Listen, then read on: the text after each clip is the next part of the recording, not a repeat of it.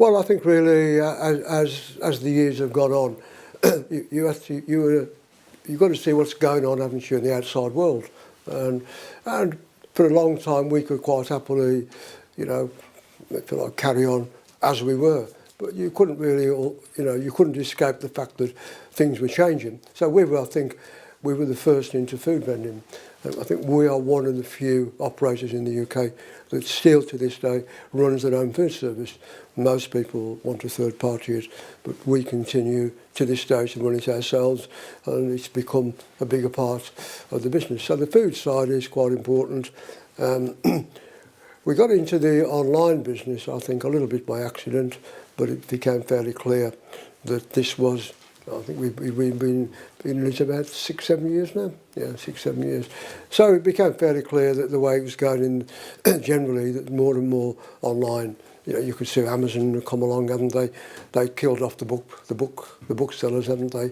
And so you look at it and say, well, this is an opportunity for us. And we had a good IT setup, you know, something we did back in 1972. I think we were the very first company in the venue ever to buy their own computer. So 1972, we bought an IBM System 32.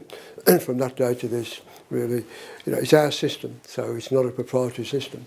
So we've really developed that system, you know, ever since then. So it was relatively straightforward for us then to get into that online business because we had the capability, the IT capability to set it up. And it's been very successful, yeah. So then we got the micro market business. Well, I've always been a regular attender of the NAMA show in the US. I think about 4 years ago, the micro markets were there for the first time. And I thought, well, why won't it work here? It worked there, so why won't it work here? So we decided, really, yeah, well, we'll stick our toe in the water. Obviously, again, having a good IT capability, we didn't have to go to anybody else, so we could write our own programs, right? So that's what we did. So it's been a bit of a slow burn. It's very popular in the US, but it's a bit different in the US to here because the reason is the operators in America like it, as you probably know when you go to the US. When you go to any shop, they always have the tax, don't they? Yeah.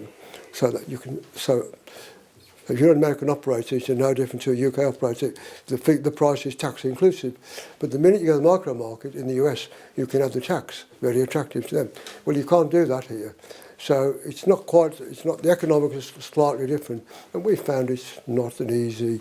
It's not an easy market to get into because you're really going into a convenience store, which is what a micro market is. So you've got to have a different mindset to running a vending business, and that's I think where we struggled a bit to cross that barrier. Well, this is convenience store, this is retailing, this is not vending.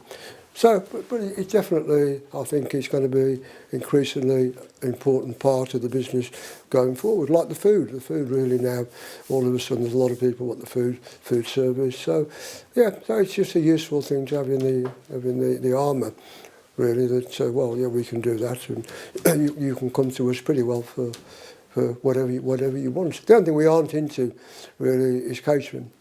That's one thing. But most American operators, they do have a catering division as well. We stay clear of that, but maybe sometime long term, you know, we have to seriously think about whether we should go in the catering business.